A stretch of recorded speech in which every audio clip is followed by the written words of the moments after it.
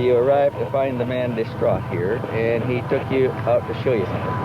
Yes, sir. Mr. Herrmann came over to me in a very excited manner and told me that first I would not believe what had happened to him. And I just expected the worst. I didn't know what to believe. And he said he'd been in his yard in North Charleston, which is about 15 miles from here.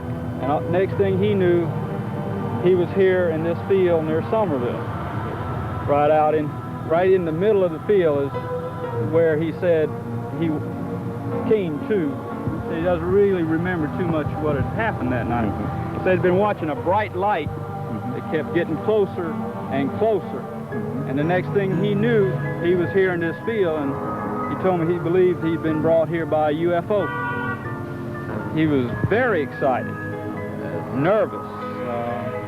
I really have never seen a man that excited. You know, it's hard to put in words, but very excited is about all I could say.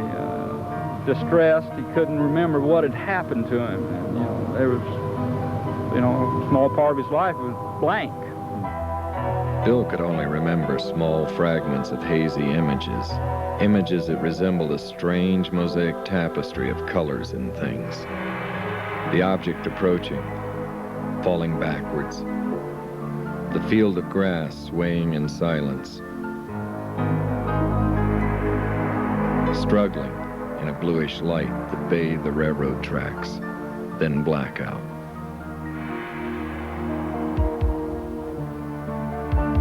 Stevens knew he would have to bring in a specialist in hypnotic regression, someone capable of unlocking Bill's scrambled memory. But this would take time to set up. In the meantime, he would call in Junichi Aoi, a seasoned UFO investigator with the Nippon Television Network. And between the two men, they would carefully reconstruct the strange events that led up to Herrmann's abduction. 3 months earlier, this had been a construction site for a new subdivision. It had offered Bill and his wife Patty a panoramic view of the surrounding area to observe the bright, noiseless object in the night sky. The particular evening we were out here, we were sitting, it was about a little after 9:30, almost 10 o'clock. And we saw the object come up, my wife and I. We saw the object coming up this way, up the river, and it was about maybe 900,000 feet above the water. Just a disc of whitish light. And then it kind of rapidly gained altitude, going up at a apex of a triangle, if you don't understand. And then we lost sight of it for a moment. We were both standing outside the car. All of a sudden, right over this area, the big light, just a light. It was coming straight for us. Our car was parked over that direction. And we got frightened. My wife got frightened very much. And we just left. I turned the car, jumped in the car and turned the car on. And started to speed out. And looking in the rearview mirror, I saw the light look like it reversed its course and started going back toward the river. In other words, when we close. when we left, when we were gone, the object came toward our car, and then it changed its mind or dropped following us, and it just went back the opposite direction. How big was it when it came close to you? Oh man, the lights from it, huge, big old spotlights, like there were spotlights coming straight for us. And my wife was particularly terrified because, we didn't know what was going to go on. So she said, "Let's get out of here," and we left, man. We was gone. Have you seen the detail of the UFO itself, or just like? Well, you could see a shape behind the lighting. And when it looked like a dull metal finish, and the lighting itself kind of, more of the lighting stood out than the detail of the object. But the object it looked metallic, like a metallic skin, but the light's in the front of the object. How was the distance between yours and UFO? If I'd have had a camera or a rock or anything, I could have thrown it and just hit the bottom of it. That's how close it got to the car. And it was just a matter of seconds. I mean, if we hadn't gone when we did, there's no way the object couldn't have intercepted our car. I'm very convinced if it wanted to catch us, it could have. You know, because it seemed to be moving that fast coming up from the river. Was it before your abduction? Yes, Or it was. Before? It was before So the abduction. Was it... I was with my wife and my daughter, so I didn't know, you know, I didn't want to take any kind of chances on anything. You know. So we just left. That's it. Oh, so you should be very frightened. With that particular reason, we were. Because all the other sightings were just simply watching something moving in the sky and never anything coming that close to us. I guess I should have looked down the road then, but I didn't know what was going on. Up to that time, I was convinced what I saw was a military project. I never believed it was from another world or anything. I thought since the area is in such close proximity to the Air Force Base, because like this area is a flight landing pattern for commercial aircraft and sometimes military aircraft. And the, you know, that was my thoughts back then. Noticing that Bill is near emotional trauma, Junichi quickly changes the subject. And then most of the sightings afterwards, one of those or a C-130 turboprop would come up and down the river, just fly up and down the river. And all I kept thinking, wow, man, I don't believe this. Because, you know, one of the feelings in my mind and my thoughts was, you know, when you see something, it seems distant. In other words, removed from you personally.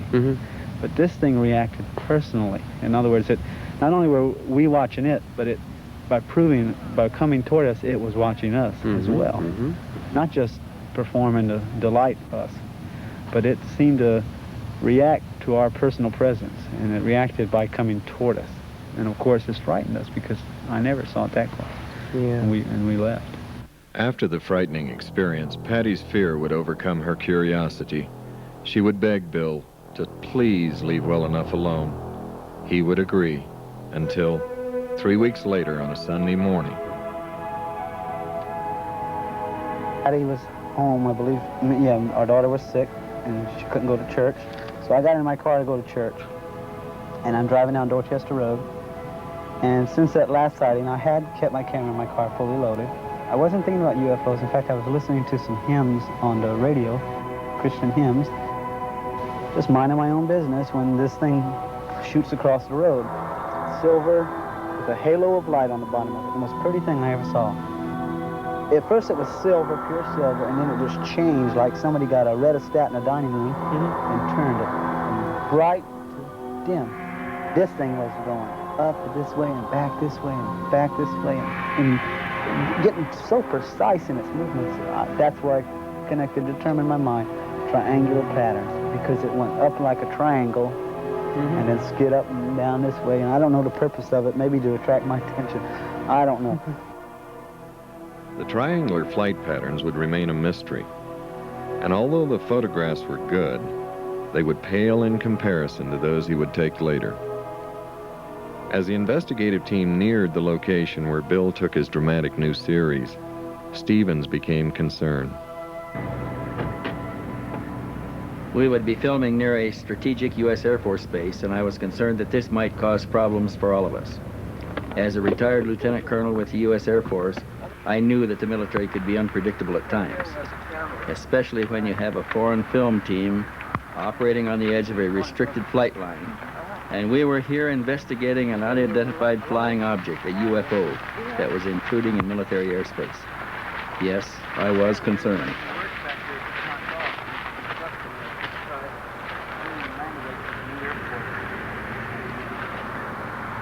We're at the end of it. Wanted to take off or landing runway. Okay, I'll look on the map and might be a little fast. The end of the runway, there's a C-141 coming this way to you. It's gonna go right over. You ready? Oh, yeah, it's gonna really rumble. This is the position that he took the photographs from. How close it where it was in the landing pattern.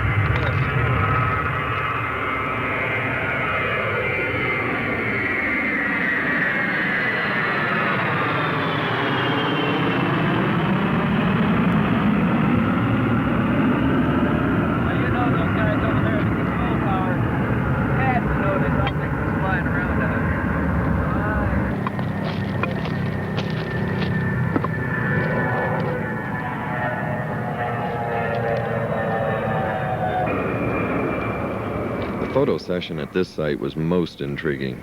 Had Bill simply followed a hunch, or had he been telepathically guided to the location? Another mystery without any clues. Like I say, I was at work, and I left work to come home. Was on my way home. And on my way home, I had that thought. It was like a impulse telling me to, go somewhere. And I started to think, where should I go, to myself. And then it was like in my mind, I got a mental picture of this area.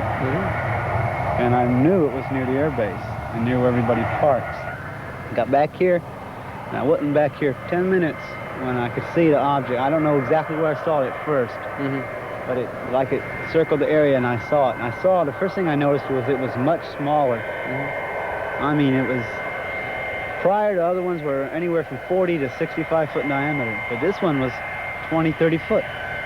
And another thing was, it was very, very different. It was different in the sense that instead of being orange and silver, it was just like a silver metal appearance.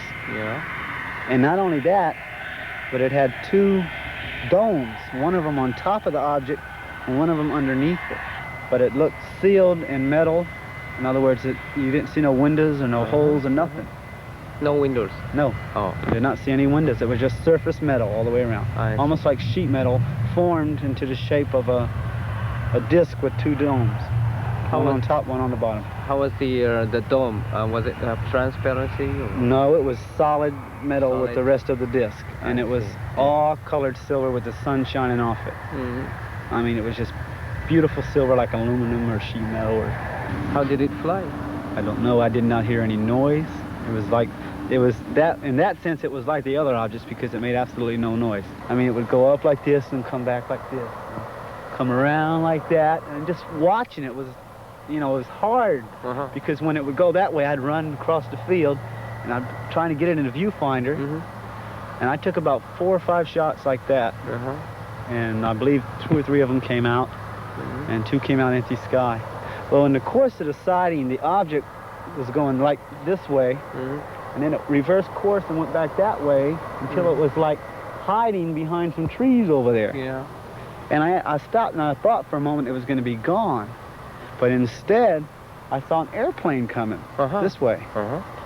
And I saw it getting closer and closer. At the same time the airplane was halfway from those trees to where I was at, the object came from behind the trees to start to follow the airplane.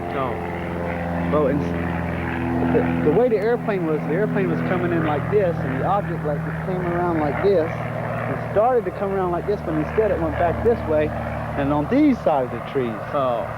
And as the C-130 passed over me, I took a picture of it. And then I swung back, and by that time the object had gone back over here. And then it started to go back, and I took some more pictures of it, and then it came over me like this, and the sun wasn't like this as much as it was over this way. And when it did, the object went straight up into the sun. And for a moment it was cast, as the sunlight hit it, it took on a dark shape. And I got a picture of that. I did get a picture of that. And then the object looked like it went straight up into the sun. That was the last I saw it.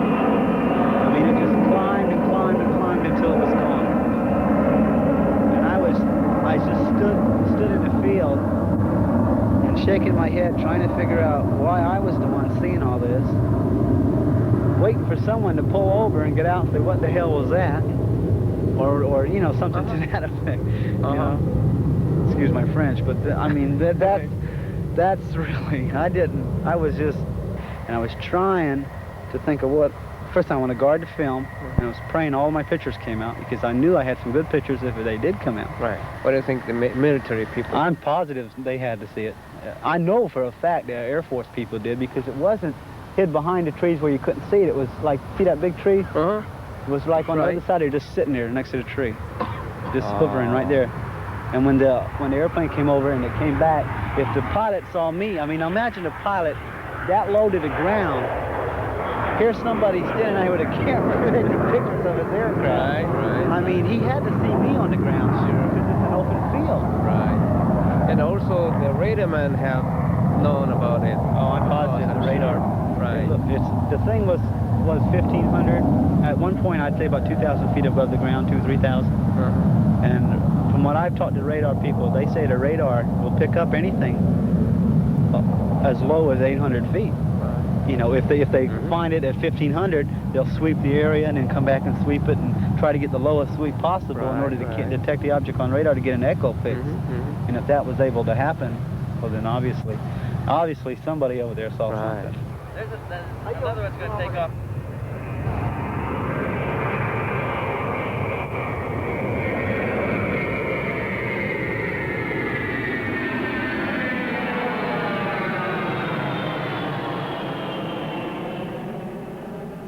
The next day, I got a phone call from the Air Force Base telling me to come out there and see a Captain King.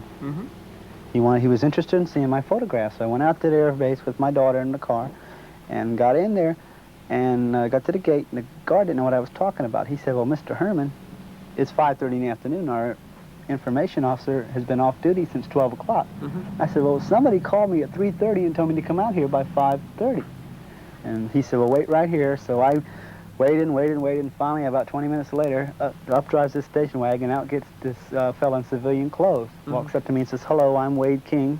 What can I do for you? And I said, well, sir, somebody from your office called me and said you were interested in seeing my photographs. He said, what photographs? I said, the photograph of the UFO I took. He looked at me and he says, wait right here. So he went to the guard shack. 5 minutes later, up walks the guard in uniform with a sidearm, puts his hand on my window in the car and says, are you military? And I said, no, sir, I'm not. He looked at me like I was born yesterday, and he said, well, let me tell you this. He said, why don't you turn the photographs over to the captain and let him take it from here? He said, just turn the negatives and the photos over to the captain and let him take it from here. And I said, well, to myself, I said, I was not born yesterday. I said, listen, I'll compromise. I'll give you a photo, and you tell me what you want to do with it. Do what you want. Anything that you think you can help me find out what this is. He said, well, we'll certainly do that. Thank you so much. And he wrote his name on I.O. Bill Herrmann, one card, one photograph, you know. And he handed me his card with that written on the back. So I took it and I left, thankful I wasn't military. So I took these blow-ups back to the information office to get my photo back from the captain. The minute I walked in his office, he was bright face, cheery attitude, and got up and said, hello, Mr. Herrmann, how you doing? And I said, fine. He said, let me tell you, we put it through our information channels, and this is what they told us. You photographed an F-4 Phantom flying at 5,000 feet. That's what you photographed, Mr. Herrmann. But if you look here, pointing to that picture, he said, if you look here, you'll see the stabilizer and the back tail, and you can even, if you look close, you can see the exhaust. And I didn't know what to do, so what did I do? I pulled out my blow-ups, and I said, tell me something. I put them down in front of him, the same exact picture, and I said, does this look like an F-4 Phantom to you? And he looked at it, and he kind of went like this. And he says, now listen, he says, if I was you, I'd just forget you saw it. I didn't know what to do. I didn't know what was going on. I certainly didn't. And as far as I knew, what I'd seen was a military project. I didn't believe it was from outer space or anything like that. I thought, well, man, you stumbled on a military project, and what proves it? The attitude of the Captain King. That's what proved it to me. You know, his attitude, well, if I saw it, I'd just forget it. You know, why would he forget something that's flying in the confines of the Air Force Base and flying with so near a nuclear weapons facility and you know, in this degree? Well, I didn't know what to do. And finally, I didn't have an opportunity to take any more photographs, and I didn't know where I should, you know, how far I should get involved in this. You know, my father said, well, if it is government, you're going to find yourself in over your head, and they're going to do everything they can to discredit you, and they're going to hurt you, and you're not going to get, you got to think of your family and all this. I said, well, maybe I should.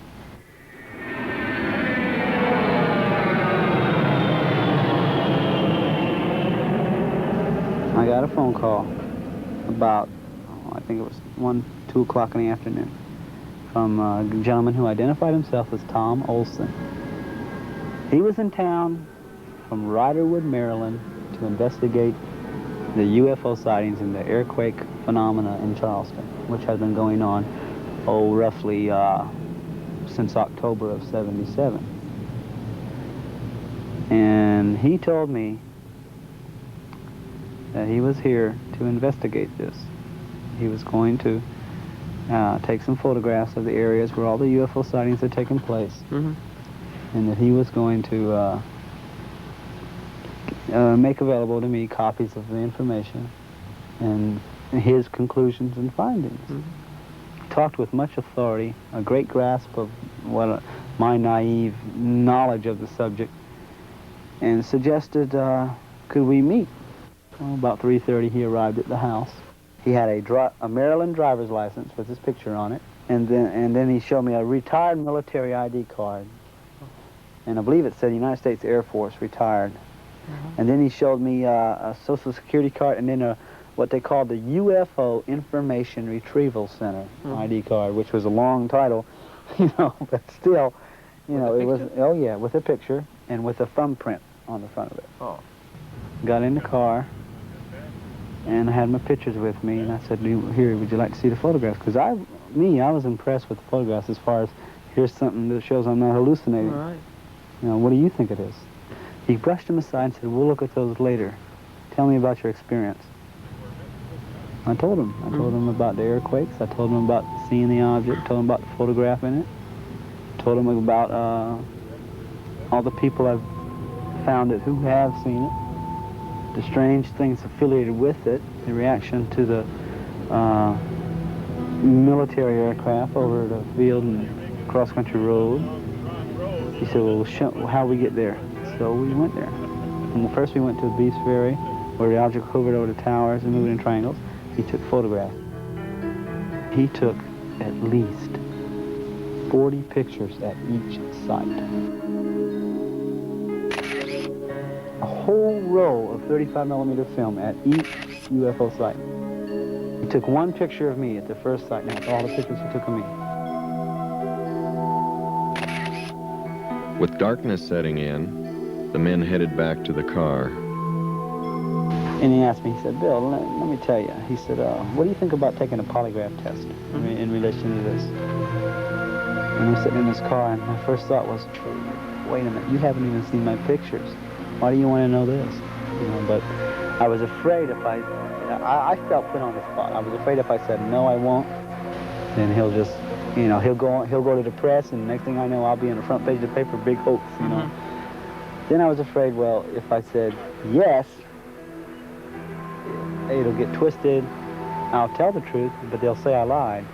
And then it's their professional credentials against me. And I didn't know what to do. And being naive as I was, I said, okay, I'll do it. Now, I assumed at that moment in time he meant 3 weeks from now, 2 months from now, a couple days from now. He said, okay, we'll go to the hotel and do it right now.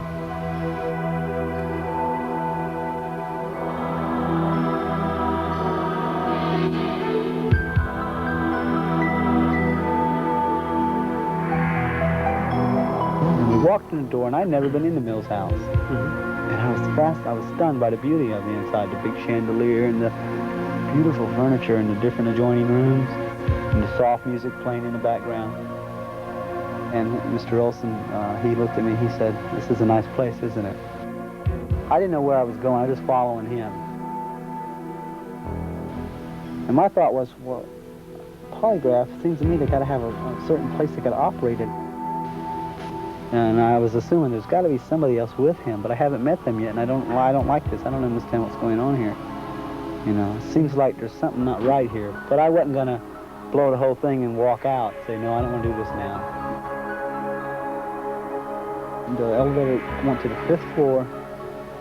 We walked out of the elevator, walked up a little hallway in front of the elevator till we got to a big hallway. And we took a right, walked all the way down. It seemed like a long walk. And we turned right again, walked up another hallway till we got to the last room down the hall. And the thing I didn't like about that room was it was separate from the rest of the room. There was like a little box closet. I heard him tap on the door twice. The knob turned. I walk in the room and there's 2 other people in there. And one of them introduced himself as, he kind of mumbled when he introduced himself. He said, I'm Dr. blah, blah, blah. He shook my hand. The other fellow says, no, I'm so-and-so. with the Riderwood, Maryland Polygraph Association or something like that. He said, well, sit over here, and there was looked like a flat machine, looked like a briefcase almost. And when you open it up, there was like a polygraph, the polygraph machine itself. Now, there was all kinds of little wires running out of it. He did not ask me to sign anything, which I felt, not that I wanted to sign anything, but something in writing to protect my rights, you know. But even when that thought crossed my mind, I dismissed it, which I was manifesting naiveness. I wasn't scared as much as I was, I don't like this. You didn't even tell me there were 2 other people here. You know, and I was wondering what was going on, but if this is the way they operate, well, maybe I just better go along with the tide. But when the doctor, the guy who identified himself as a doctor, walked over to the bed, picked up a black satch doctor's bag, and pulled out a hypodermic needle and a little syringe, put them together, and then reached in the bag and pulled out, looked like a greenish liquid, put it into the needle, and said, this is going to relax you. Now, I was scared. And I wasn't afraid I was going to die. I just didn't know what he was going to put in me. And I started, my voice quivered, and I asked him, are you sure that won't hurt me? He said, no, Bill, this isn't going to hurt you. And I rolled up my sleeve, and he punched me right here. And I saw it go in me, and I sat there a minute, waiting for me to die, and I didn't die. And I sat there, and I felt very, very relaxed. Very relaxed. And he started asking me questions. Did you see a UFO? And I said, yes, I did. And the doctor, the polygraph guy marked something. He asked me another question. When you saw the disc, did it change color? And I said, no, it didn't, because it didn't. And he marked it, and it seemed like his hand moved slower that time. I didn't realize it, but I was getting sluggish. I was getting more relaxed. I didn't realize it. And he asked me the 3rd time, and it wasn't like I was in a trance, but I was just totally relaxed. And then he asked me more questions. He would rephrase questions, ask the same question rephrased. Now, this went on for, oh goodness, it seemed like an hour and a half, until finally he said, that's fine. And he put down the thing, set it down, and he said, okay, unhook him. And I was drained of energy. I mean, I was literally, oh man, I'm so tired. He said, well, go in the bathroom and wipe your face off, put some water on your face, and relax. It's over, don't worry. And I was in there and I did that, and they conferred for a moment. I didn't hear what they said. You could hear them mumbling each other, and I didn't hear what they said, but because I had the door half shut. But the minute I came out, they all walked away from each other. Tom Olson said, okay, Bill, I bet you're starved. And I remember saying something about, no, not really, I'm more tired. So we left the room. I went downstairs, got in the car. Says, you sure? I'll be glad to take you anywhere. I hear they got good she crab soup at the Trawler. And I said, no, Tom, I'm about to drop. I'm tired. Take me home. He said, okay. He said, listen. He said, you'll be hearing from us for the results of the polygraph examination. He said, either way, you're going to hear from us by at least Wednesday. So we drove home, and we hardly said 2 words on the way because I was tired. I didn't even feel like asking anything.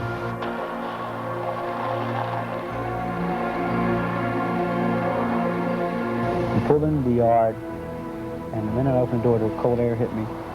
And I was, cool air hit me, and I was, refreshed for a moment. I said, tell me something, Tommy. I said, where do you think this thing is from? I mean, it's military, ain't it? He said, who's military? And I said, our military. And he said, I wouldn't bet on it. And the way he said that, I'll never forget it.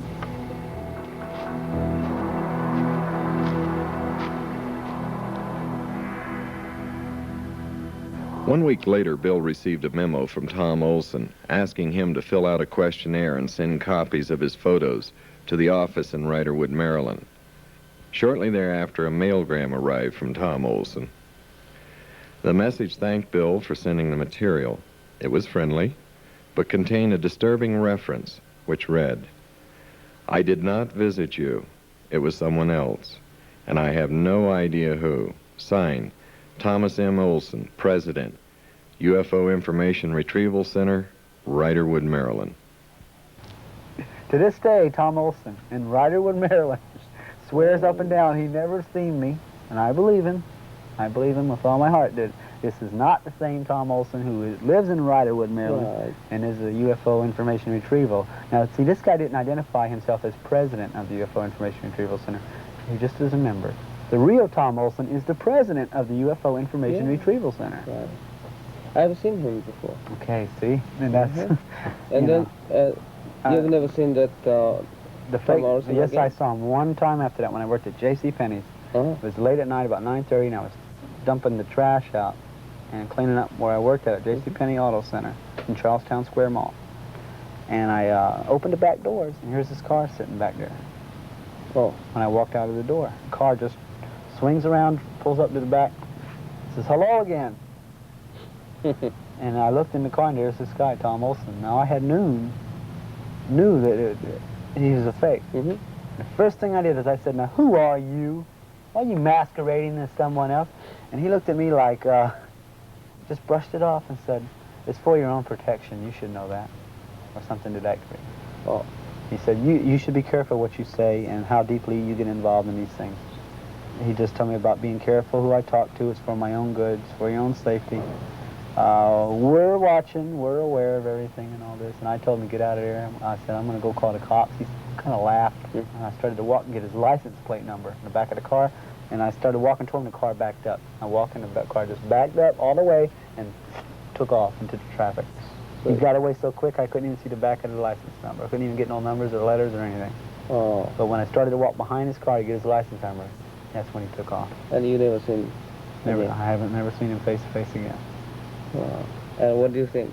I think he's either CIA or I think he's part of some conglomerate that looks into these things for the government, off the record, and does it solely to either confuse everyone really involved in it or to discredit any people who come into contact with UFOs. I believe that. I think that's his whole purpose, isn't it? To Not only had Bill and his family been targeted, but harassment was now being focused on the investigative team. Promoting the truth and the facts. After we spent a whole afternoon and an evening interviewing like we did here this evening, and everybody had gone home, and went to bed about 12 o'clock. It was pretty late at midnight, and I was just getting to sleep. At 12:15, the telephone rang twice, and it didn't ring again. So I picked up the phone, and nobody on it, and I thought, well, somebody dialed wrong. So I went back to sleep, and it rang again twice, and I woke up or was sleeping light enough, I heard both rings, and I thought, well, somebody is trying to call. I picked up the phone, and nobody on there. But the line wasn't closed either. The line was open. I could hear that. But nobody talking, nobody breathing, anything. So I hung it back up, and I dialed the desk downstairs, and I said, "Did you call me?" And he said, "No." I said, "Did any calls come in for me?" He says, "No, there hasn't been any calls on the switchboard. It's 1:15. So I hung it back up, and I thought, well, that's strange. And at 2:15, I got another 2-ring call. And I picked up the phone. I says, "Who is this?" Nothing. The line is open. Nothing. So I called down to the desk again, and I said, "Is there any way that my phone can be rung?" And he says, "Not unless it comes through this switchboard." I said, "Has anybody called?" He said, no calls have come in." So I hung that up, and I called John Fielding across the hall in his room, and I said, "John, something funny is happening 3 times now at 15 minutes past the hour. I've got a 2-ring telephone call, and nobody on the line, and the desk says it didn't come through from the desk." He says, "God, that's strange." He said, "I've been getting them too." He said, "I got one at 12:15 and 1:15 and just a couple of minutes ago." And it went on at 3:15 and 4:15 and 5:15, the same thing. Both of us got them. I don't know who it was. I don't know what they were trying to call. The only one possibility that somebody who were staying in the hotel. Somebody staying in the hotel can ring the room number without going through the switch. Well, it goes through the switchboard, but it doesn't light it up. Could have been somebody picked up a phone in a hallway or another room. Somebody in another room could dial my room and let it ring twice, but it would have to be deliberate now. First it could be accidental, but it's not accidental if you get it 2 rings each time. And it happens 5 times during the night at exactly 15 minutes past the hour, and there's nobody on the line. There's too many things there that it can't be coincidental anymore. It can't be accidental. Right. And for 2 different rooms across the hall, only ones that were being disturbed. So is that the kind of warning? I mean, I don't know what it was. I was talking with Harry Levelson over the phone, long distance, in New York. I believe he was at Omni offices at that time, or I don't know if he was at his home residence. But anyway, in the course of our conversation, there was this noise. I'm going to duplicate it this way. And to the phone itself in our conversation.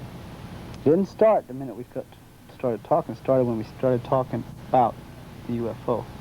It was like noise. Just noise. Just a click, click, click, clack, click, clack, click, clack, click, click. You know, Harry says, "What is that?" And I says, "I don't know what it is." And he says, "Well, listen." And so we listened some more. And finally he says, "You know, I know what it is. Somebody listened in on us, and now they're disturbing us."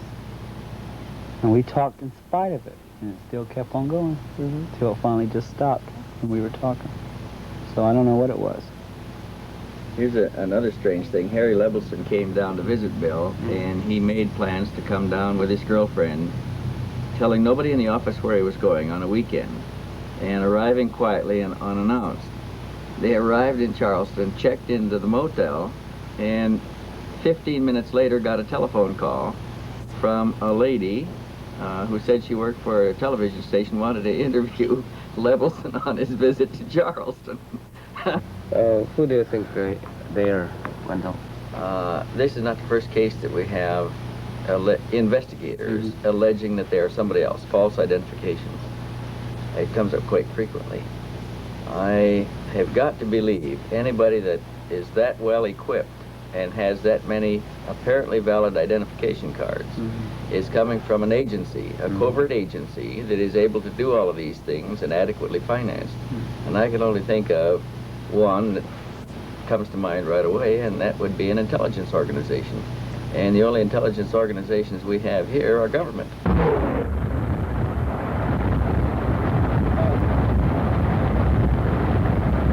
2 banks close together. Investigators call a witness, a friend of Bill's from work, who had similar sightings of the unusual object. Left turn on Old Trolley Road. As soon as we got here, we got a telephone call from The phone rang, yeah. And Melina answered it, and she turned and said, "It's Tom Olson. He's called for you several times this afternoon. He wants your telephone number. He's at a pay station." So Tony took the telephone, and it turns out to be Tony's boss. They're calling from his work, right? To remind you again that Tom Olson called once more and wants to know if they can give the Tom Olson your number. Yes, he urgently wants my number. And he's at a pay station someplace, and he wants to call back. Stevens has placed an inductive coil device on Tony's telephone, hoping to record Olson in the act of harassment. Tony places the call to the pay station number.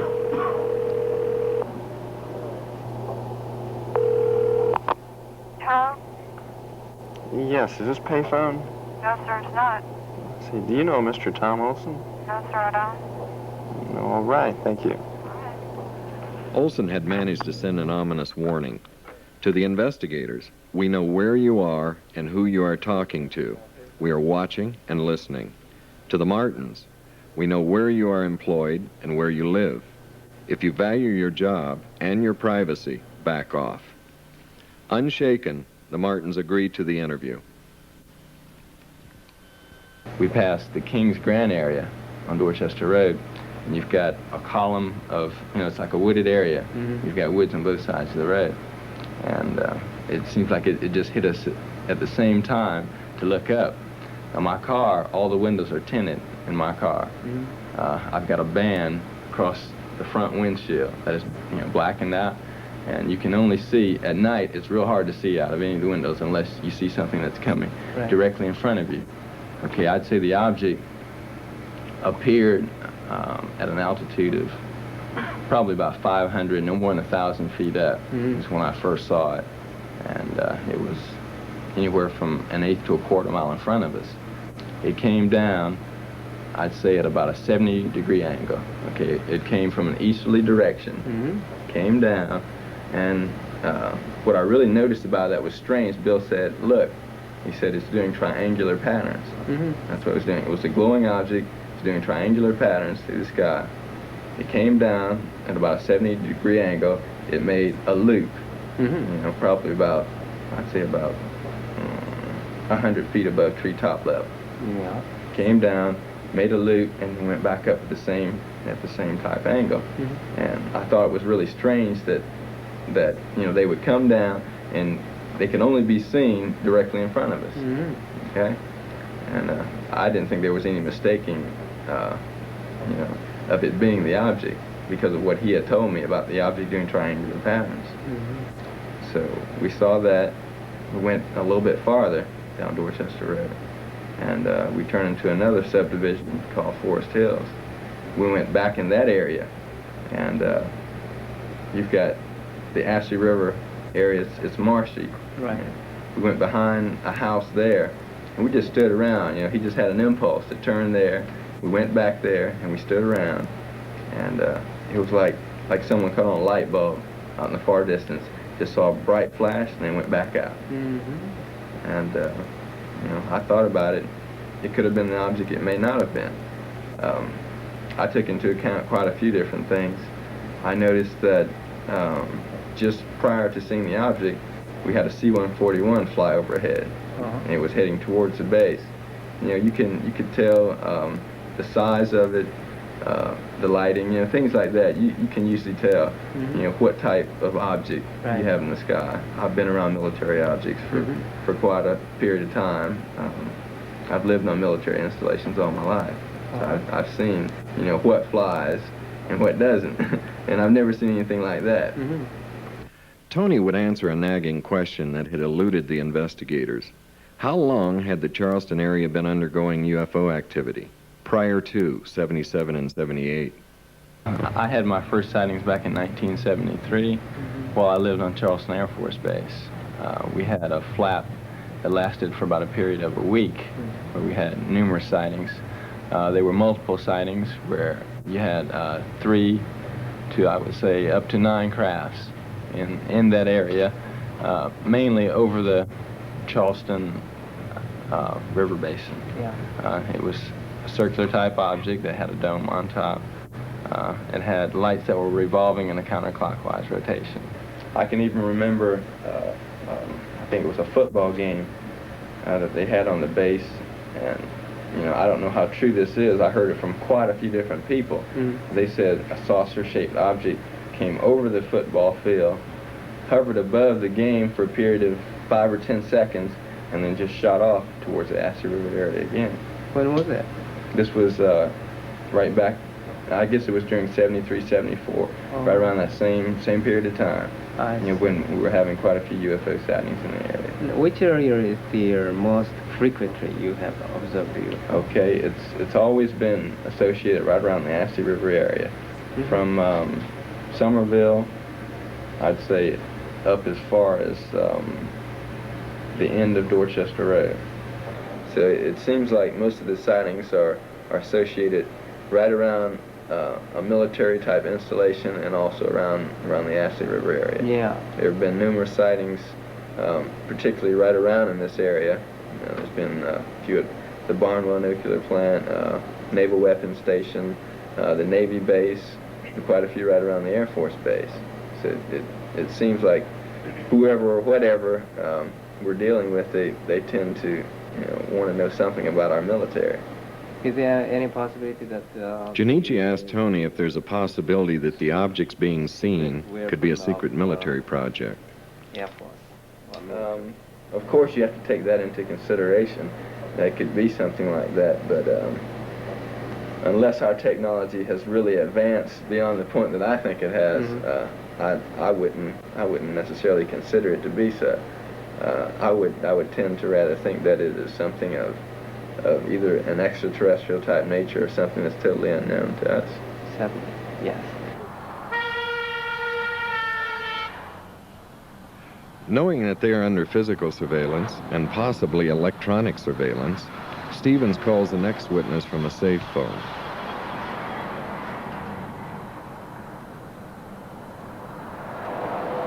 In December 1977, I was returning from lunch back to my office. It was about 1:30 in the afternoon, clear sky. And up Rivers Avenue, as I was approaching a viaduct, I noticed a glowing orange type object off to the left of the car. I would estimate possibly 3,000 feet away, but it was very clear, and it apparently was motionless. And I could see no wings of any type, no rotaries, as though it could have been a helicopter. And I noticed at least one person in another car pointing to it, which indicated to me someone else had seen it. As I approached the viaduct and began going up, there was a traffic light, and I had to stop for that traffic light, and I noticed that the object was descending in the same direction, apparently, that I was going, at a slow rate. And I thought possibly it was a kite of some type, because it defied the obvious laws of gravity, and there was no sound.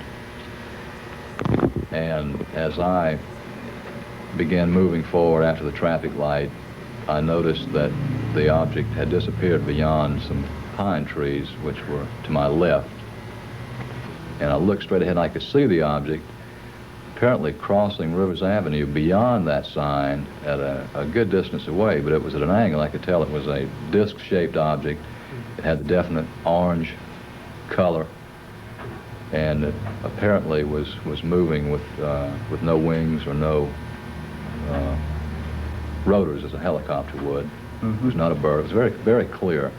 And at one time, I did also observe a C-141 airplane at the same time that I saw the object. You've seen the object more than once? No, I've seen it one time, but it was during the first time that I saw it, first glanced at it. Way beyond the object was a C-141, apparently coming towards the Charleston Air Force Base. Yeah, I was going to say the description you just gave of Rivers Avenue and the viaduct and looking and going towards the trees positions the object roughly in the vicinity of Charleston Air Force Base, or just to the east of the base. Just to the east. And you saw southeast of the base. a C-141 in the air, either in the traffic pattern or landing, which would confirm that. Right. So the object was operating within the landing traffic pattern of Charleston Air Force Base, if we're guessing right. That's correct. I would estimate that possibly the object was, I would say, between myself and the Cooper River, which is the Navy Yard facility. But it would be difficult to say exactly how far. From your perspective, could you form any kind of an estimate of its size, its diameter? I would estimate between, say, 25 and 30, say 25 to 35 feet in diameter. Do you think the C-141 noticed that the UFO itself at that time? It would be difficult for me to Yeah. think that the C-141 would not have noticed it, because it was in the sky and bright. Purcell had observed the same type of object playing cat and mouse with a C-141 3 weeks before Herrmann had taken his spectacular photographs of the object on the tail of a C-141. So when I came back to my office, I told my staff that I'd apparently seen a UFO, and of course they chuckled. I thought I was, had a couple for lunch. I assure you I had not. I called several TV and radio stations to ask if anyone else had seen an object or reported it, and none said that they had received any calls. How receptive were they to a report of a UFO? Were they interested in what you told them? Not really. The North Charleston Police Department said I could come down and fill out a report if I chose to do it, and that's as far as it got. The Air Force Base said they had no record of any sightings. The interview had been completed without any outside interference. They would continue to use safe phones to arrange meetings with potential witnesses. Stevens had turned up a new witness who claimed to have a series of remarkable photographs, but he was reluctant to go on camera, fearing that this might compromise the privacy and security of himself and his friend, a noted television and radio columnist who took the photographs. After a lengthy discussion, Junichi assures the witness that his identity will be cloaked. You want to see these things? Yeah. Let's see. Those pictures were taken, some by the gentleman you're talking about and some by his mother, were they not? Just by him. By him and his wife. I don't know which one of them took. His mother was, I think, his or her mother was kind of old, and she didn't have any photography stuff. Did they ever see the spacecraft on or near the ground? Well, just right over These the house. people? Just over the house? Yeah, just flying. You know, there's a lot of pictures here. As far as I know, no one has ever seen these photographs except for the people I've described. Here's like this one's flying directly over the house. Right over the house. Right over the house. Here it is with the top of the capsule raised. He said that capsule went up and down on top. Changed elevation? Sometimes it was higher and sometimes... Well, you see in this one, there's no top to the thing. This is going over the house also. This is the same photograph, but it was further over the house. See, that's going over the house. And he took another picture as it got over the house. That's interesting. And then as it went out in the field, it elevated this little thing on top, a bubble on top. That accounts for some of the changing shapes that we get reported. I see. And here's one again in the open field, just over a cornfield, way out over the trees. He said the motion pictures are extremely good that he took. He said they were real good. Imagine that. Right. But because he got it going over the house and in the woods and out in the field and all that kind of stuff. You know, they said they was tremendous pictures. Is there any way we could get... Could you give us his telephone number again and let us call and introduce I won't ourselves? unless I call him. I'm gonna be perfectly honest with you. We'll pay for the call if you call him and ask him if he will talk to us. We'll give him a control name. We won't reveal his identity or location. We can promise to all of those things and give proof of it. These are just photographs that you can take pictures of. And like this is one is going into the trees and going a little further and so on and so forth. And because of his wife, I don't feel like he'll ever do anything as long as he's living. Because she is still terrified. Yeah. Totally. And they're very nice people. And they're very rich people. Okay, so it wasn't a case where they couldn't protect herself with money or anything. They could, but it doesn't seem to bother. They're still scared. He said, and eventually, these people are going to contact you. He says, if you start this thing up, they're going to contact you. He says, and I know what I'm talking about. I've talked to other people who've been through this thing. He says, that's the reason we're totally silent. He says, so if you want all the publicity and all the headaches you can ever get, you start revealing this. And now I don't know whether I should have listened or not. For every witness that had been frightened off, there were others who would willingly come forward to share the wonder of their experience, like the Jerry McAllister family in Anderson, South Carolina. Well, approximately 4:20 in the morning, I was awakened by a sound. I thought it was a helicopter crashing here in the backyard, and I woke up and the whole entire inside of my house was lit up real bright and outside real bright.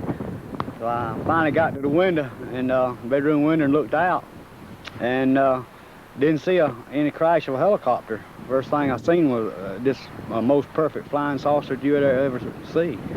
And I never believed in them, but I seen that one, I believe in them now. But it was over the whole structure of these pine trees here. Where? Right here. It was about 70 foot in circumference, approximately 2 stories high. I viewed it for approximately 3 minutes.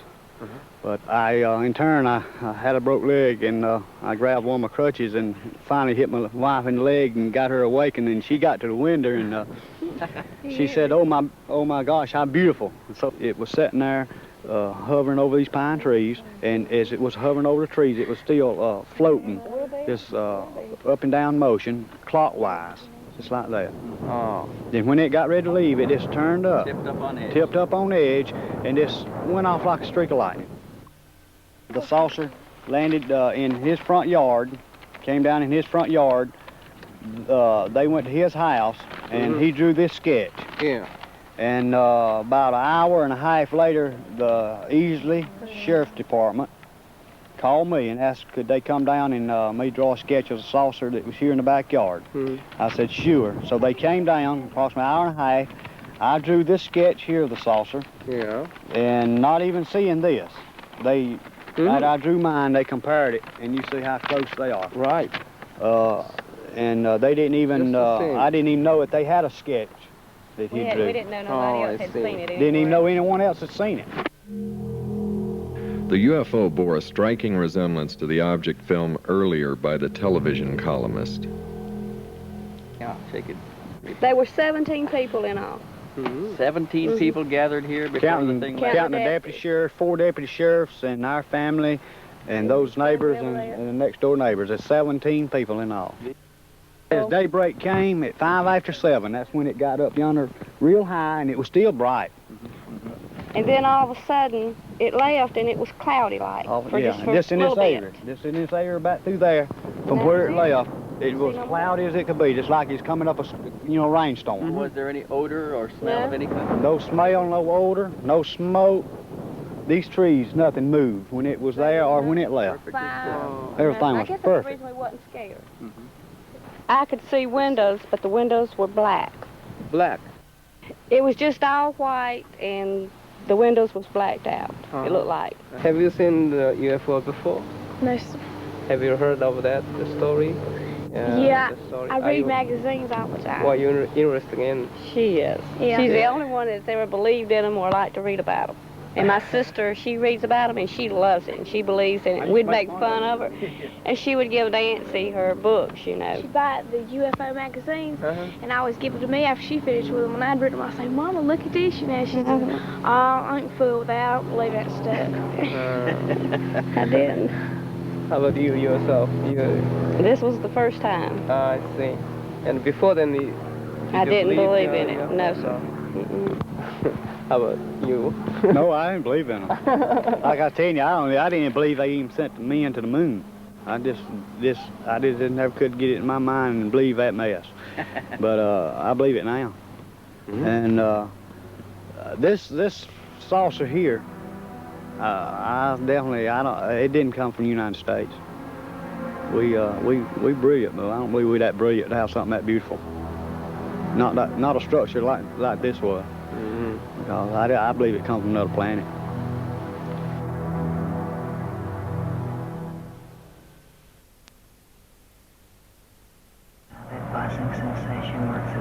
Bill agreed to undergo hypnotic regression to fill in 4 hours of missing time. Hopefully this would answer his haunting questions. Who are they? What are they? Where are they from? It would take almost 4 minutes to get him under. What happened, Bill? Saw the object. What object did you see? A disc.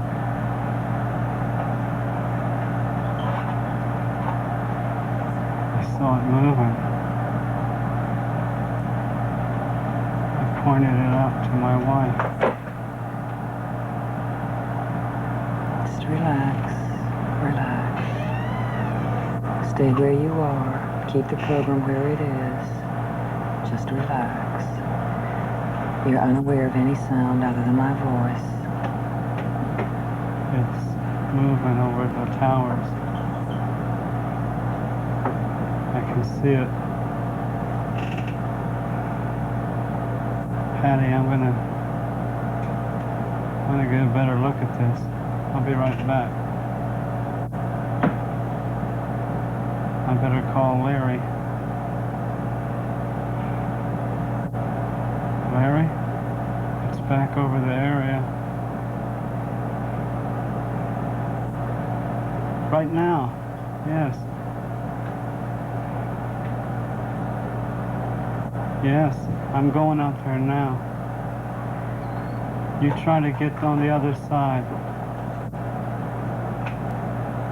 Okay, bye. I'll be right back.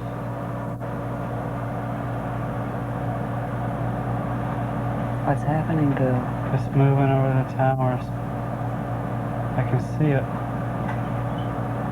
It's about, I don't know, about 1,000 feet above the towers. It's moving in triangles. I can't.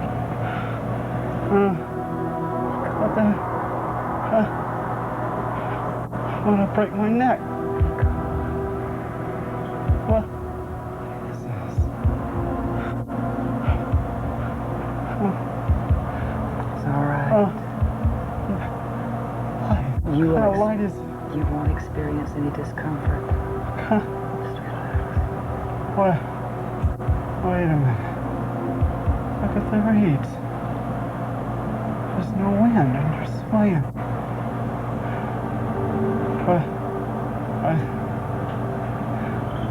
Look at the size of it. Good God. It's big as a boxcar.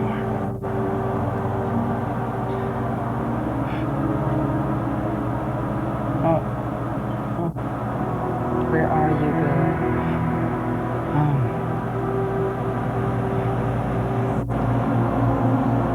don't know.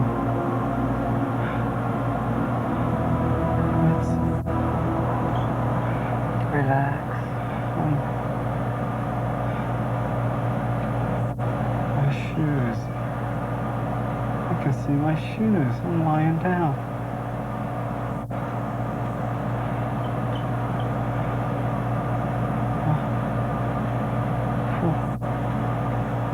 What's that? Looks like a stoplight.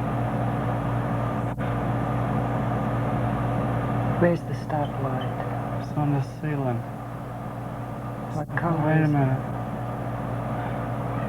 It's not a stoplight. What kind of place? This is... What did I do? Get hit by a train? Wait, no. No, that can't be. No. Wait a minute. What do you see, Bill? Oh my. The lights are slowing down. They're flashing. On the ceiling there's a light. Oh. Who's that? They're bald. Wait a minute. They're not bald, that's just the way they look.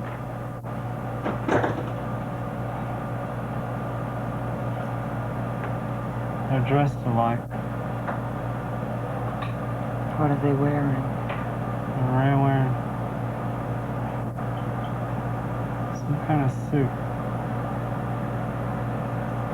Some kind of leotards of some sort. Are they humanoid? Their backs are to me. They're looking at the light on the ceiling.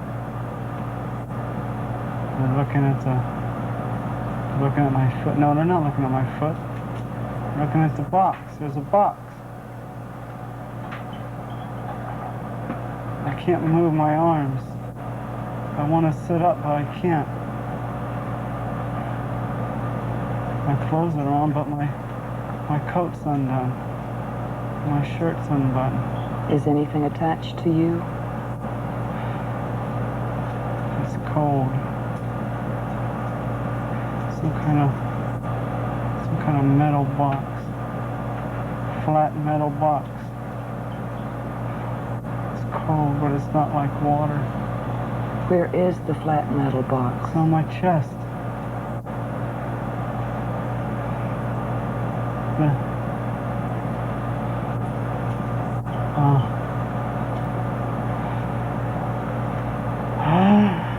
Relax. Relax. Oh, God. Relax. How are you?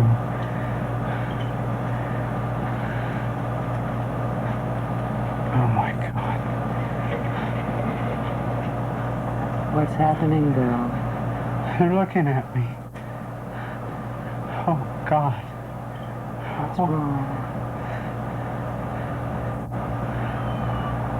Don't be afraid. Don't be afraid. Don't be afraid. Don't be afraid. They're standing there.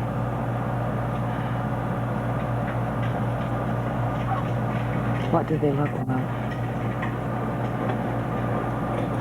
They look like fetuses. Like what? Fetus. A fetus? Yeah. A grown fetus. Wait a minute. Can't be a fetus. The light, that's what it is. It's the light in the room that makes them look that way. Look closely.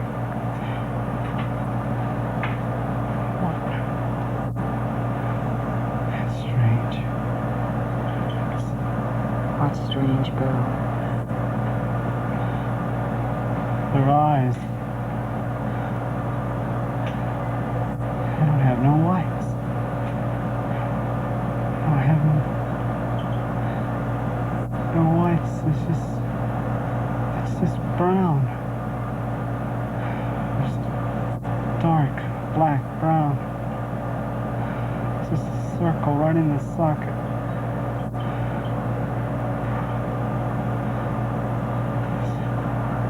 Where's their... How can they breathe with no nose? Wait a minute. Do they have a mouth? It's a slit. A straight line. The lips are... no lips. It's weird. Do they talk through their mouth? I don't hear no talking. Where are you from? Who are you? Answer me, for God's sake.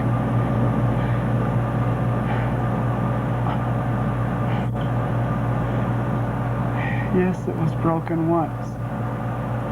What was broken, Bill? When I was younger, I fell off a sliding board, broke it. What was broken, Bill? My arm. Who asked you? He asked me. He who? The one on my left, he asked me. How did he ask you? I don't know, but I heard him. Did he use his mouth? It's just, how can he talk in his lips? All right, go ahead. Wait a minute. Where are you from? All I remember is the pain. It was intense. It hurt. Bill, stay where you are. I want you to tell me the questions they asked you when you answered. Do you understand? Concentrate on what it was like. Be still and concentrate. Very well.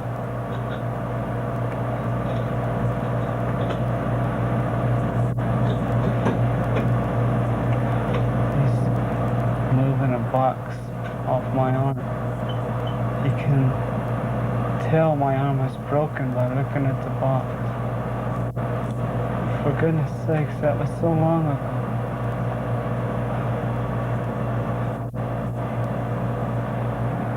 Two legs. Did you see their hands?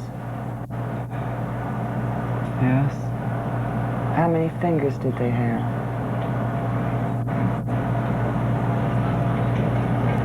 They're all the same size.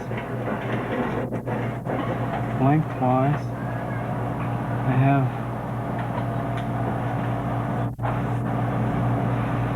4 fingers.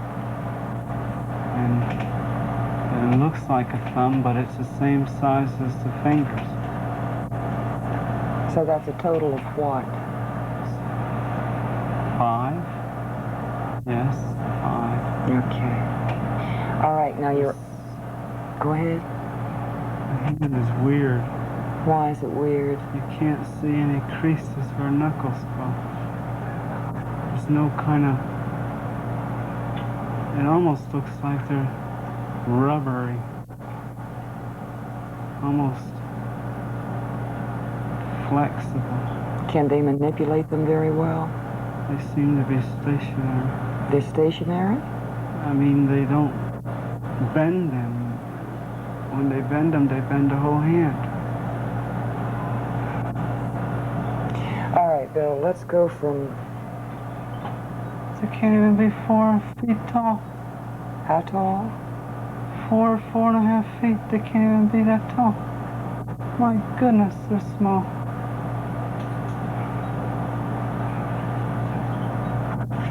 Look at this.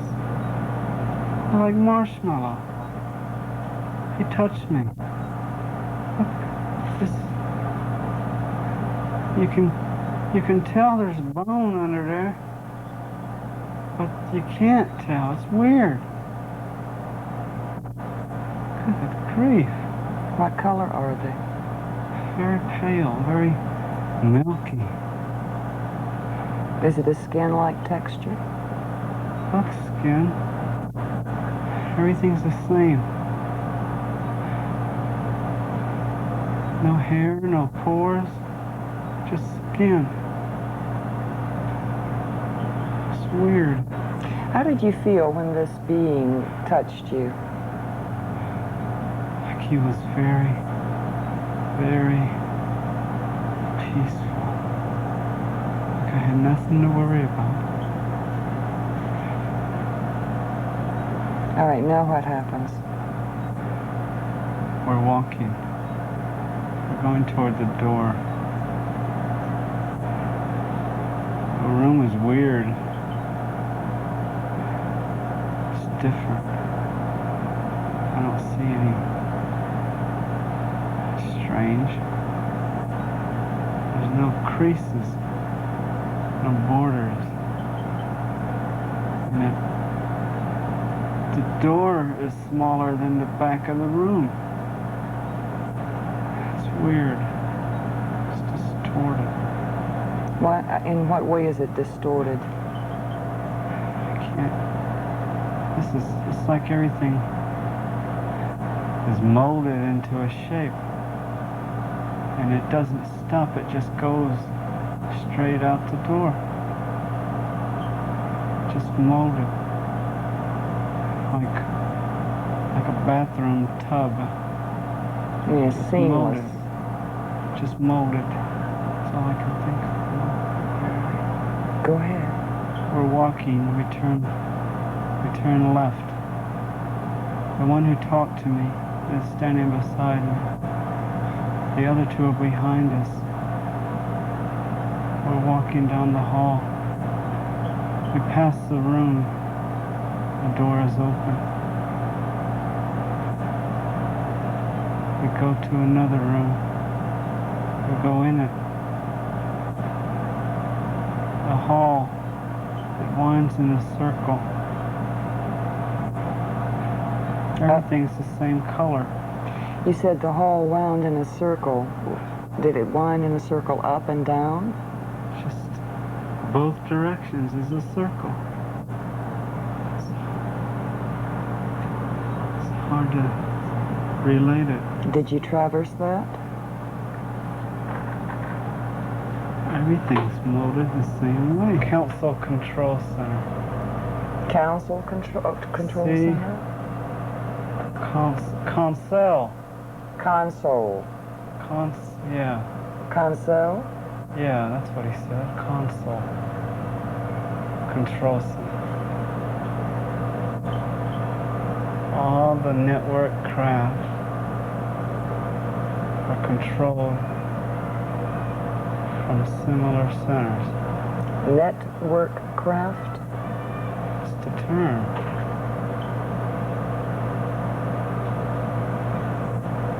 What's the network? What? Where? What did he say? He said they manipulate gravity. No, they manipulate the equilibrium in the gravity. Did you ask him?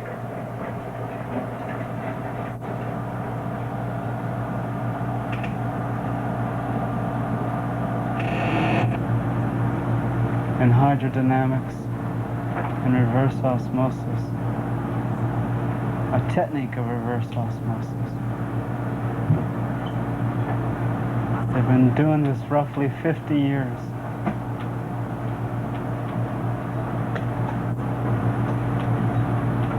It's uncomprehendable for me to understand.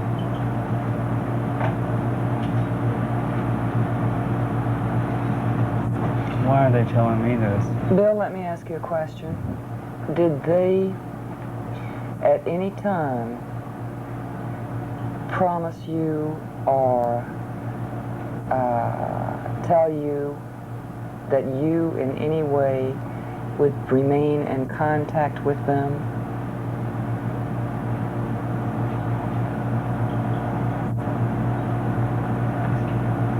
Speak it. He said that they have means to contact those they wish to contact.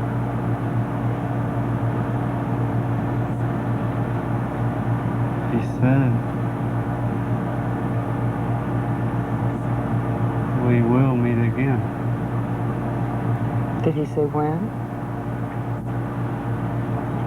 No. All right, you're back in the console control room. Now what happens? The light on that checkerboard is flashing on and off. First red, then white, then red, then white. And those balls to their left and right are spinning. And the one sitting at the desk, the one who spoke to me said that I couldn't go and look. And I walk, and when I do, the one sitting at the desk get up and step back.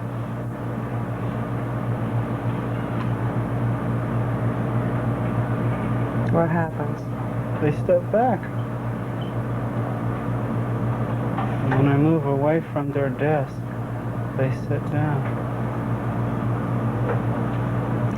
Did any of them at any time touch you other than the one who helped you from the table? No. They look familiar. You're in control center now, where the lights flash red and white and red and white. Yes. Yes, he's motioning me around the room. I'm looking, everything looks funny little writing on the corner of every block. And it looks like squiggles, lines. Can you read it? No, it's different. All right, Bill, I'll tell you what I want you to do now. I would like very much for you to move your time to the point where they release you. Just a few minutes right before they release you. Now what happens? We're walking down the hall. We've left the place where the propulsion was. The big round balls. We went in a little closet, some kind of little room. We walked back up, like a diagonal hallway into a little closet. And the door behind us shuts and the one in front of us opens. But when you step into it, you don't see no door. It's like the seamless or something. It's just, you can't even tell it's there until it opens. The one tells me that the time has arrived. Something about the time has arrived. That they're sorry for the stress that's going to result from our release. But those sympathetic to my experience will help, although the majority will reject it. They say we're going to meet again. That's what he said. We will meet again. They motioned me on the table, and the minute I touched the table, the light on the ceiling starts to flash. First slowly, and then fast. And as I lay down, they stepped back from the table. Did they place any restraints on you? I just lay on the table. The other one, he walks to the table, and he's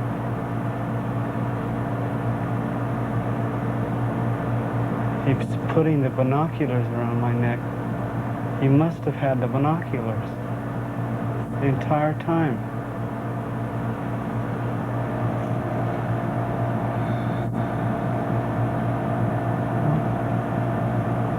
The lights flashing and they're standing there.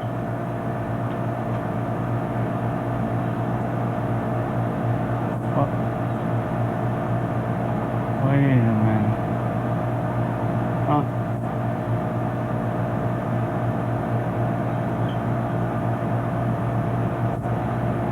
I'm looking down at my feet.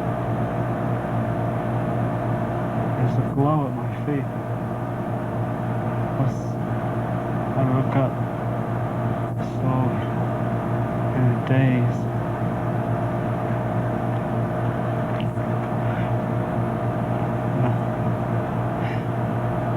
Oh God. Oh no. Calm down. Calm. Calm. When I put my hand on you, when I put my hand on you, you'll calm down. You're looking at a television set. You're looking at a television set. You're watching this on a television set. You are watching this story on a television set. Look at the television set. I'm running. Look at the television set. Describe what's happening on the television set. The object is leaving. It's going up. Look at that thing move. It's going in triangles. There it is again. You're watching it on a television set? It's going to the left. You're all right. Oh my God, where am I? Where's the tracks? Where's... Oh God, Daddy! Bill, look at the television set. Look at the picture on the television set. Now look at the picture on the television set. Look. Look at the picture on the television set. You are calm. You are watching a rerun. You are watching a rerun. You are calm. Now describe to me what you are watching. You experience no panic, but you see in great detail. You are watching a picture. I gotta get back to that orange, that yellowish orange mark. It's the only place I'm safe. What's that? I hear something. There's nothing there. The object's gone. Where am I? What's it? Time is it? Day is it? I can't get your head on straight.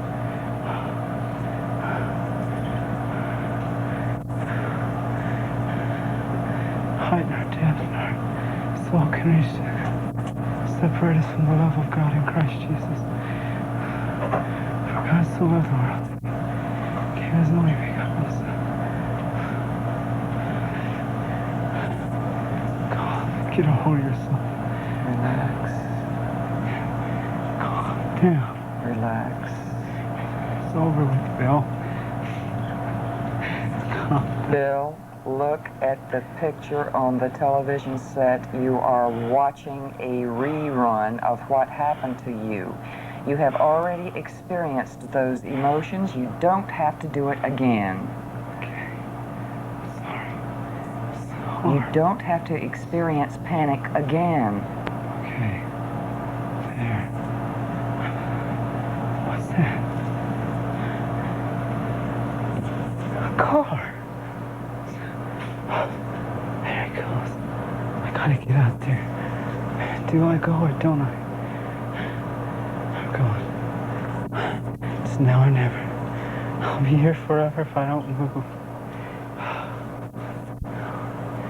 Lord, give me strength. I'm going now. I'm running, tearing through the bush. Stickers. I'm on a road. Oh, thank glory there's a road. Highway. Street. There. Yes. Hey. It's a car coming. It's a car coming. Hey. Hey. Stop. Stop. Thank God you're here. No, it wasn't a car accident. Please get help. Where am I? No, it wasn't a plane accident. No. You wouldn't believe me if I told you. Please, get a policeman. Thank you. I don't mean to scare you. Please get a policeman. Get help, please. Oh, thank God. What if they don't come back?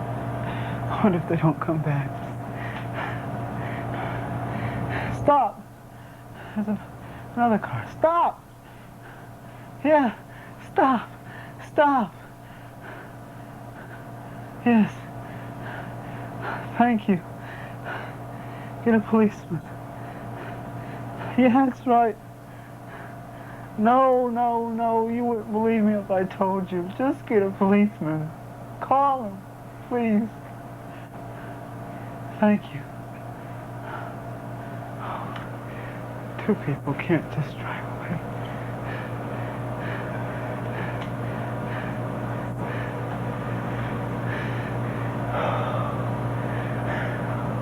Yes?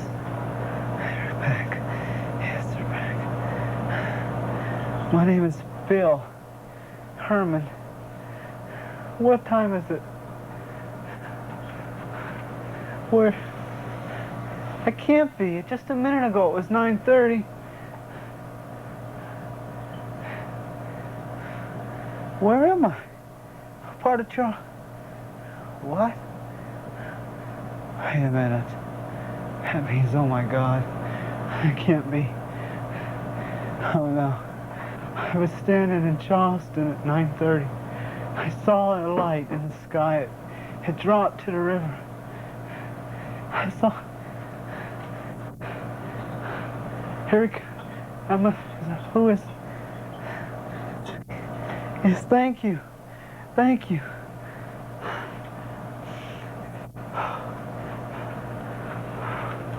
Herman, call my wife, please. Thank you. I just expected the worst. I didn't know what to believe. And he said he'd been in his yard in North Charleston, which is about 15 miles from here. And next thing he knew, he was here in this field near Somerville. Right in the middle of the field is where he said he came to.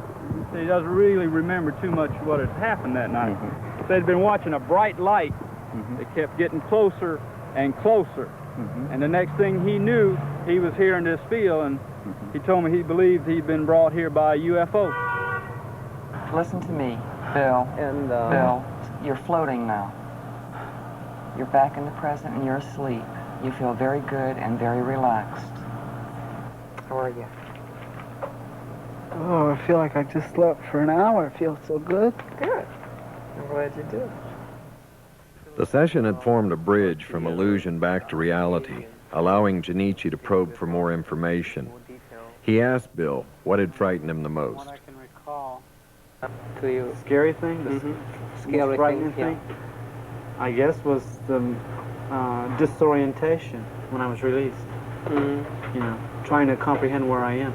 I don't understand why they released me there. Why didn't they release me where I was picked up? A concern of Junichi's was how would Bill cope with the reality of the experience. I can't deal with this for the rest of my life. I don't know what to you know, it's in a way, it's strengthened my marriage. In a way, it's torn my marriage apart. In a way, it's gotten to the point where it's not so much an obsession with me as it is a preoccupation. And if I saw the object again, I'm naturally going to be inquisitive, but I don't know what to... You don't know what they think. Right. And yeah. You know, I don't know what's... You know, it seems like with all this information and all this in relation, it seems that, you know, I don't want to get into a position where there's positive deception on their part towards me. I don't want to be used as some leverage. There would be more sessions and more answers to troubling questions, beginning with, why did the objects perform triangular flight patterns? The reason why they are moving. The reason, yeah, I thought I got over that, is the reason that they fly in these triangles or they perform these erratic movements is because radar can lock on them, interferes with their propulsion somehow. I don't know the mechanics of it. So that would explain in one small area why the radar doesn't lock on these things, because of their movements. They come up the river and they're flying level, and then they just crease up. And the higher they get, the more starting this thing they do.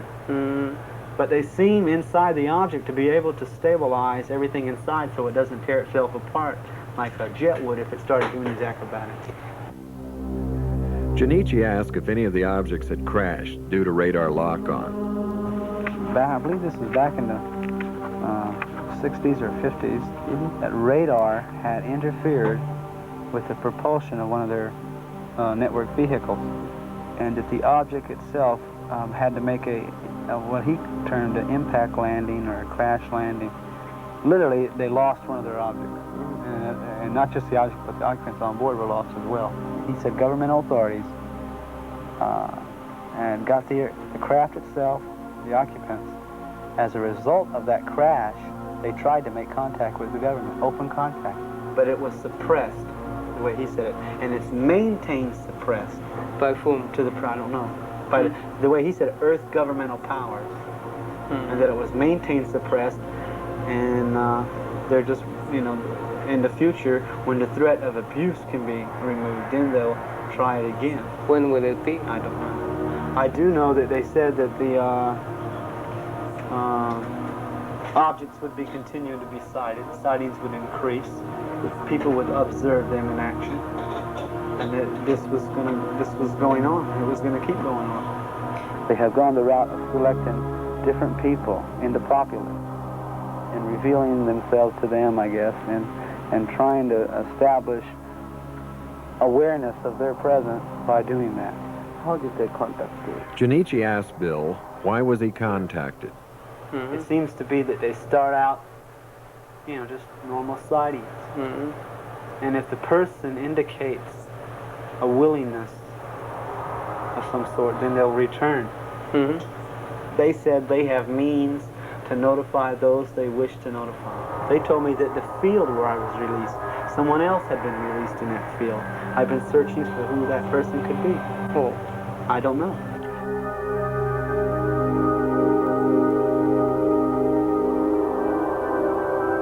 The investigation would wind down, even though Bill continued to search for clues into his past. After I recall what happened the first time in March, I was told by the occupants that they consist of a network of these objects that are operating around the world and presently in the continental Western Hemisphere, is the way they worded it. And they're from a cluster of stars 32 light years away, area in what we call reticuli, galaxy Zeta Reticulum, and that they were stellar astronomers, or that was their whole civilization. That's what they were geared to: stellar astronomy and life and study of life all across galaxies, and that they're a network sent here to initiate what they call direct observances. And they conduct inter-atmospheric flight and direct observance of people. And what they do is they examine, they see the geographical spectrum. They examine the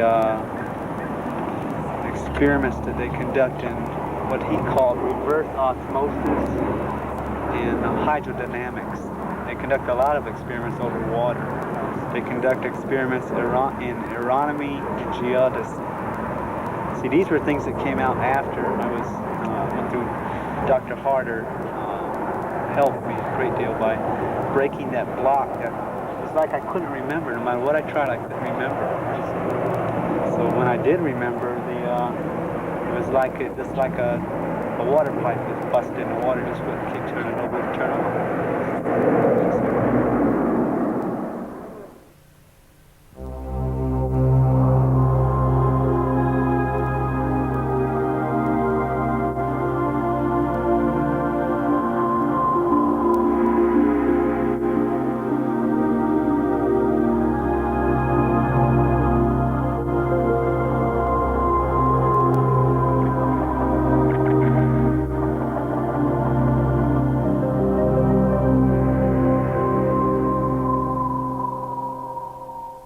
Like a reddish background, like almost like combat lights in a military ship, like a darkroom red light. The emotion was that way, that I felt like I was an ant and they were a human standing next to me. I felt afraid because I didn't know what was going on. I felt like this is totally foreign to everything I believe. All my emotions and fears were just tossed aside by the comforting assurance of what he said to me. Just, don't be afraid. I heard the voice, but I did not see the lips move. I heard it as clear as you hear my voice. In English. It was in English.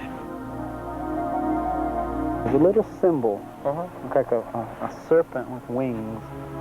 Like a half fish and half snake. And it was like, it was the most strange, eerie sensation when he touched me. It was like I knew him from somewhere and I couldn't place it. It was like, wow, this is like a buddy you knew when you was growing up, and suddenly here he is again. I towered over him. I mean, they were smaller than me. I could have tossed them aside with a good right hook, but I didn't feel threatened that bad.